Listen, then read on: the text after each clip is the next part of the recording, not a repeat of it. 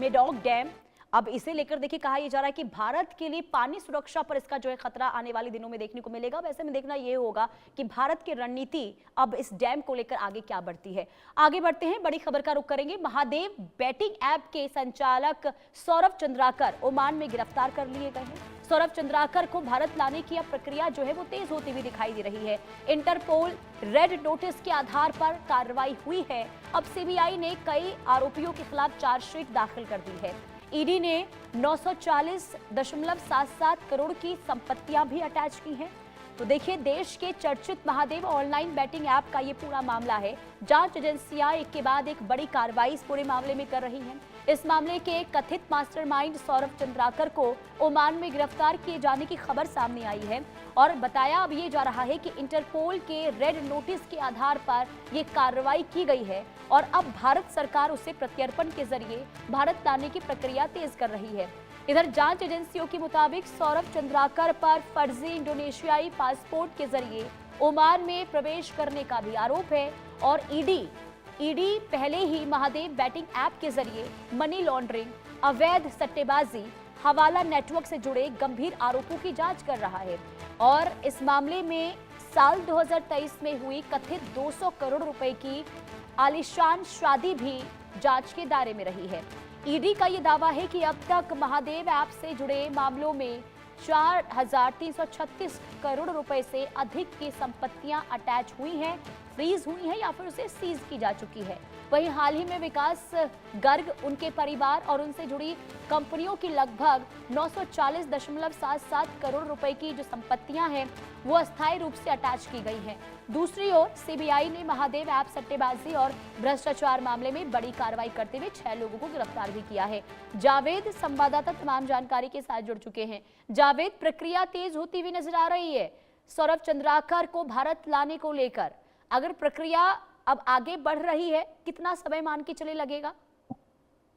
देखिए, एक legal process है इसमें। जब दो देशों के बीच में जब किसी दूसरे देश के आरोपी को किसी दूसरे देश से अगर लाना होता है तो उसके पीछे एक लीगल प्रोसेस होता है। उसमें उस आरोपी के बारे में उस कंसर्न जो कंट्री उनको बताना पड़ता है कि वो किस केस में वांटेड है और वो जो देश है वो उनका क्यों प्रत्यार्पण चाहता है। उसमें उनके सारे जो केसेस हैं, जो कोर्ट में जो प्रोसीडिंग चल रही है, अगर भारत की बात करें तो सेंट्रल एजेंसी सीबीआई और ईडी ने जो अलग अलग करप्शन एक्ट और जो पीएमएलए यानी प्रिवेंशन मनी लॉन्ड्रिंग एक्ट के तहत जो मामला दर्ज किया है, इसको लेकर जो है सौरभ चंद्राकर की जो है प्रत्यार्पण को लेकर एजेंसी जो है भारत सरकार के जरिए यानी कि एमईए के जरिए जो है ओमान को के एजेंसी और वहां के कोर्ट को और वहां के गवर्नमेंट को एक रिप्रेजेंटेटिव को एक पूरा डॉक्यूमेंट देगी और उसमें बताएगी कि देश के 6,000 करोड़ का जो अब तक का जो प्रिवेंशन मनी लॉन्ड्रिंग एक्ट के तहत जो मामला दर्ज हुआ है।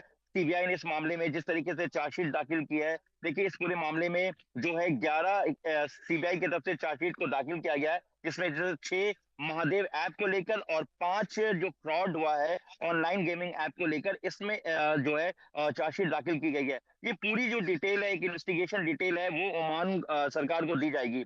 फर्जी पासपोर्ट में जो है वहां पर वो पहुंचा सौरभ चंद्राकर और जो है वो देश का वांटेड है और उसको इकोनॉमिक फ्यूजिटिव ऑफेंडर भी उसको जो है फाइनेंशियली घोषित किया जा चुका है और रेड कॉर्नर नोटिस भी जो है उनके खिलाफ और रवि उपल के खिलाफ जारी किया जा चुका है। और देश के लाखों जो लोग हैं जिनके पैसों को इलीगल तरीके से एक फेक फर्जीवाड़ा सोशल मीडिया के जरिए महादेव ऐप के अलग अलग प्लेटफॉर्म पे जिस तरीके से पैसे को इन्वेस्ट कराना, उसके बाद पूरे पैसे को देश के बाहर यानी कि भारत के बाहर फर्जी बैंक अकाउंट और अलग अलग सोशल मीडिया प्लेटफॉर्म के जरिए पैसे को विदेश भेजा जा रहा है। देखिए, अब तक की जांच में ये भी सामने आया है कि वेस्टर्न एशिया के जो इनके प्रमोटर्स हैं और इनके जो सपोर्टर्स हैं महादेव ऐप को सपोर्ट कर रहे हैं। इसके अलावा दुबई से इस पूरे महादेव ऐप को ऑपरेट किया जा रहा है। और देखिए, सबसे बड़ी बात जो है, जो सेंट्रल एजेंसी सूत्रों की माने, जो सीबीआई और ईडी दोनों की जांच में खुलासा हुआ है कि जो यहाँ पर भारत में जो गवर्नमेंट के जो लोग हैं, कुछ लोग हैं जो प्रोटेक्शन मनी के तौर पर इसकी कमाई का एक हिस्सा उनको जा रहा था। कई लोग इस रडार पे हैं। इसमें देश के लाखों युवाओं, लाखों लोगों का जो पैसा है उनको एक तरीके से फ्रॉड के तौर पर इस महादेव ऐप में इन्वेस्ट कराया गया।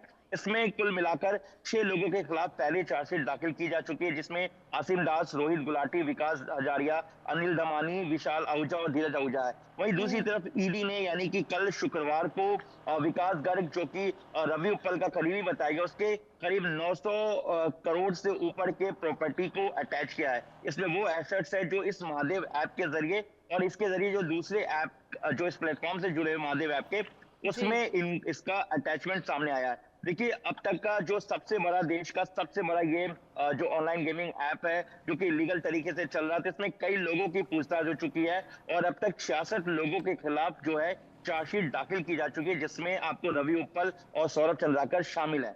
ये जो गेमिंग ऐप है, इसको लेकर भारत सरकार भी पूरी तरीके से सख्त है और सेंट्रल एजेंसी सीबीआई और जो आपको बता दें कि ईडी है, ईडी ने दोनों अपने अपने एजेंसी अपने अपने तरीके से इस पूरे इन्वेस्टिगेशन को आगे बढ़ा रही है। ये गेमिंग ऐप को लेकर जो है अब तक 6000 करोड़ का जो है प्रिवेंशन मनी लॉन्ड्रिंग एक्ट के तहत मामला दर्ज हो चुका है। इसको लेकर जांच की जा रही है।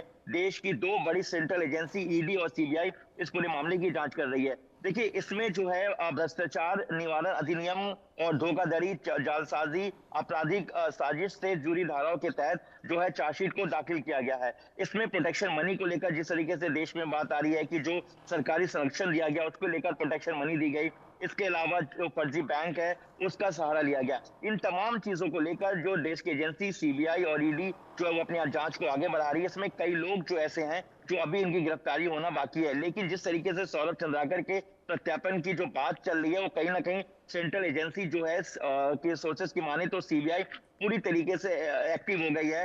और क्योंकि देश का नोडल ऑफिस जो एजेंसी है वो सीबीआई है, सीबीआई इंटरपोल की मदद से और कहीं ना कहीं सेंट्रल एजेंसी जो है सीबीआई वो भारत सरकार की विदेश मंत्रालय और इससे जुड़े हुए जो दूसरे जो ऑफिसर्स हैं उनके लगातार संपर्क में है और जो पेपर वर्क है वो कहीं ना कहीं अब पूरी तरीके से तैयार किया जा रहा है। और ओमान से कहीं ना कहीं ये माना जाता है कि भारत के एक अच्छे रिश्ते हैं और जिस तरीके से रिश्ते अच्छे होने के नाते ये माना जा रहा है कि जल्द से जल्द जो सौरभ चंद्राकर है उसको भारत लाया जा सकता है।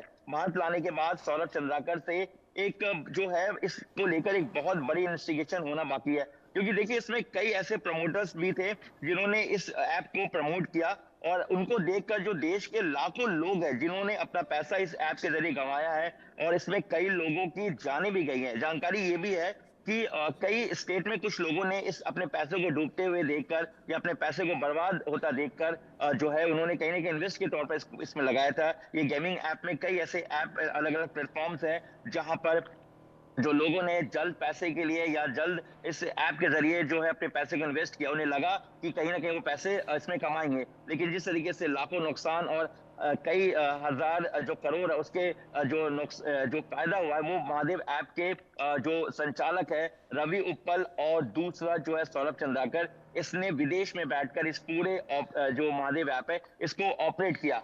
अब हालांकि सौरभ चंद्राकर ओमान पुलिस या एजेंसीज की गिरफ्त में है, रवि उत्पल अभी भी फरार चल रहा है और इन्हें फ्यूजिटिव जो है फाइनेंशियल ऑफेंडर घोषित किया जा चुका है और इनके खिलाफ रेड कॉर्नर नोटिस, इसके अलावा कुछ लोग और हैं जिनके खिलाफ जो है जल्द रेड कॉर्नर नोटिस जारी करने की बात सामने आ रही है। लेकिन ईडी और सीबीआई अपने पूरे इन्वेस्टिगेशन को आगे बढ़ा रही है और सीबीआई ने अब तक इसमें 11 चार्जशीट को जो दाखिल कर चुकी है कोर्ट में और कोर्ट में उन्होंने बताया कि किस तरीके से इस महादेव ऐप को लोगों के बीच जो है इसको लाया गया और कहीं ना कहीं लोगों के साथ जो है वो फ्रॉड किया गया। जी ठीक है, और सबसे ज्यादा अहम यही कि देखिए अभी इस पूरे मामले को लेकर गिरफ्तारियां हुई है, सवाल ये भी कि आखिर कितने और लोगों की संलिप्तता इस पूरे मामले में है। बहुत शुक्रिया जावेद तमाम जानकारी देने के लिए।